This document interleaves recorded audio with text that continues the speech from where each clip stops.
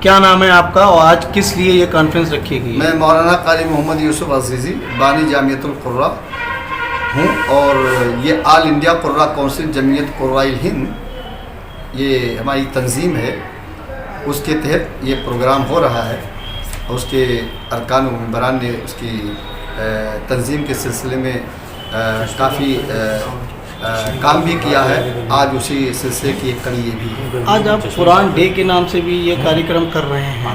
یہ اس لیے کہ آپ لوگوں کو جگا رہا ہوں تاکہ معلوم ہو جائے کہ قرآن ڈے بھی بنانا چاہیے، یوم القرآن بھی بنانا چاہیے، اور ساتھ ہی ساتھ تاکہ ہمارے آنے والی نسلیں جو چاہے نوجوان ہوں، چاہے اولڈ ہوں، چاہے بچے ہوں، وہ آگے چل کے قرآن کے بارے میں سوچیں۔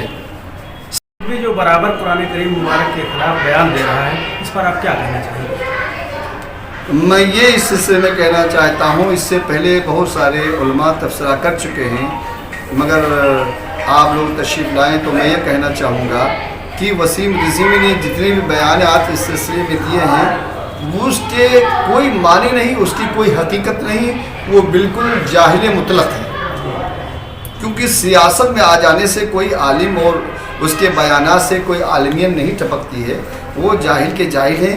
آقائے دو جہاں صلی اللہ تعالیٰ علیہ وسلم پر جب قرآن مقدس نازل ہوتا تھا تو صحابہ کرام لکھا کرتے تھے، صحابہ کرام ایک دل میں لائے، اس کے بعد انہیں دوسرے صحابہ کو دیا، انہوں نے تابعین کو دیا، انہیں تبعی تابعین کو دیا، آج تک 1400 برس ہو گئے، کسی نے کسی آیت پر کوئی اعتراض نہیں کیا کہ یہ ختم کر دینا چاہیے۔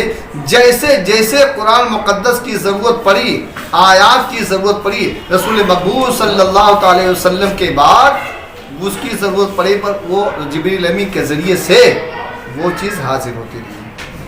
اللہ کے رسول صلی اللہ علیہ وسلم کے ذریعے سے ہم کو بتایا گیا، اب جو بتایا گیا اس کی حفاظت ہوئی، کاتبان وحی نے لکھ لیا، اب نہیں ضرورت ہے کسی قسم میں، اس کے اندر ایک زبر ہے، وہ اپنی جگہ ہے، پیش ہے اپنی جگہ ہے، حرکات و سکنات اپنی جگہ ہے، ایک آیت اپنے لفظ اپنی جگہ ہے، اس میں کسی قسم کا تغیر تبدل نہیں ہو سکتا۔ آج یہ کس وجہ سے یہ آج آپ نے کانفرنس رکھی ہے اور کس کے مادھیم سے رکھی ہے؟ یہ مادھیم تو آل انڈیا قراء کونسل جمعیت قراء ہند کے انترگت ہے، اور چونکہ ضرورت تھی اس بات کی کہ مسلمان اس سلسلے میں ایک آدھ لوگوں نے مجھ سے یہ کہا کہ کہیں ممکن ہے کمی ہو گئی ہو، تو میں بتانا چاہتا ہوں کہ کمی کسی قسم کی نہیں ہے، نہ ایک آیت کی کمی ہے، نہ آدھی آیت کی کمی ہے، نہ زبر زیر پیش کی کمی ہے۔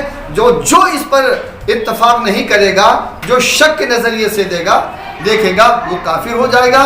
میں کلمہ قلب جواد کی اس سلسلے میں تعریف کروں گا اور کہوں گا کہ انہوں نے پہل کیا کہ انہوں نے وسیم رضوی کو مرتد قرار دیا، اور مرتد اس کو کہتے ہیں جو اسلام سے بھٹک جائے اور دوسرے لائن میں داخل ہو جائے، تو چاہے وہ کرسچن بنے، چاہے ہندو بھائی بنے، یا جو بھی بننا چاہے وہ نے، مجھے کوئی اعتراض نہ ہوگا۔ ہم لوگ مل کر کے اسے کافر قرار دے رہے ہیں، مرتد قرار دے رہے ہیں۔ جب ان کی جماعت نے بھی اسے مرتد قرار دے دیا ہے تو ہماری جماعت تو پہلے ہی سے قرار دے چکی ہے۔ اس کے خلاف برابر مظاہرے ہو رہے ہیں وسیم رضوی کی، لیکن اس پر کوئی کارروائی نہیں ہو رہی ہے۔ کارروائی تو اس لیے نہیں ہو رہی ہے کہ جب آدمی میں مودی اور یوگی کی مخالفت نہیں کر رہا ہوں، میں ان کے متنبع کرنا چاہتا ہوں کہ ان کو بھی چاہیے کہ وسیم رضوی کو بتائیں اور سمجھائیں اور پیغام دیں کہ ہر مسلک کی ایک آستھا ہوتی ہے، ہر مذہب کی ایک آستھا ہوتی ہے، یہ ہمارا صرف آستھا ہی سے نہیں جڑا ہوا ہے، پوری دنیا کے مسلمانوں کی ایمان اس بات پر ہے، پوری دنیا انسانیت کے ایمان ہے کہ اگر قرآن میں کسی نے کمی ذاتی پیدا کرنے کی کوشش کی تو قابل بخشش نہیں ہے، نہ یہاں قابل بخشش ہے نہ وہاں قابل بخشش ہے۔ میں مودی اور یودی اینڈ برادرز کو میں جو کہوں گا کہ وہ اپنے ڈپارٹمنٹ کے وسیم رضوی کو بتاویں، سمجھاویں کہ آستھا کو قائم رکھتے ہوئے ہندوستان میں جمہوریت ہے، جمہوریت کو قائم رکھتے ہوئے چاہیے کہ قرآن مقدس کے بارے میں جو کہا انہوں نے وہ علی الاعلان توبہ کر لیتے ہیں تو ٹھیک ہے، ورنہ وہ کافر ہیں اور مرتد ہو چکے ہیں۔ اگر اس پہ کوئی کارروائی نہیں ہوئی تو یہ آپ کی جو کمیٹی ہے اس پہ کیا ایکشن لے گی؟ جو ایکشن لے گی وہ نیکسٹ ٹائم ہم آپ سے بات کریں گے۔ مولانا صاحب کیا یہ 26 آیتیں ووادت بیان ہیں، اس کو کیا راجنیتی سیاسی سے بھی دیکھا جا رہا ہے؟ نہیں دیکھا تو نہیں جا رہا مسلمانوں کی طرف سے، بٹ خاموشی بتا رہی کہ دیکھا جا رہا ہے. آخر کیا وجہ ہے؟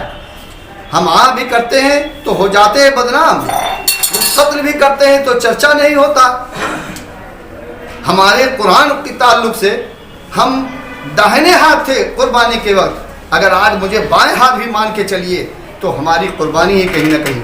آج جو خاموشی بتائی جا رہی ہے، کل کو کیا یہ راجنیتک مدعا بھی بن سکتا ہے؟ ایک بالکل ہو سکتا ہے، بن سکتا ہے، لیکن ابھی تک تو ایسی کوئی صورت نظر نہیں آ رہی ہے جس کی بنیاد پہ کہا جائے. نرسنگھانند سرسوتی نے محمد صلی اللہ علیہ وسلم کے بارے میں بدزبانی کی ہے، اس کے بارے میں کیا کہنا چاہیں گے؟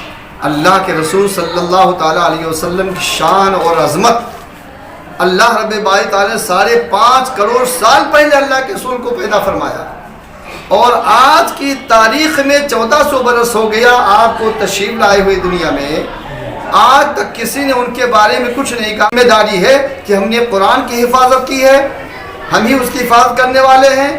اگر نرسنگھانند سرسوتی نے یہ بات کہی ہے تو اسے توبہ کرنا چاہیے، اور ہندو بھائیوں کو چاہیے کہ اس کو سمجھاویں، بتاویں کہ کسی دھرم کے بارے میں ایسا نہ کہا جائے. اور پروفٹ محمد صلی اللہ علیہ وسلم کو پوری عالمی انسانیت نے اسے کیا کہا ہے؟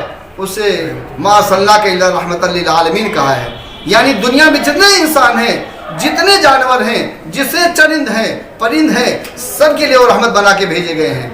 اگر وہ کہتے ہیں تو غلط کہتے ہیں، اور وہ اپنے ندامت کا اظہار کریں، اپنے کفریہ کلمات کو واپس لیں، تبھی یہ بات سمجھ میں آئے گی.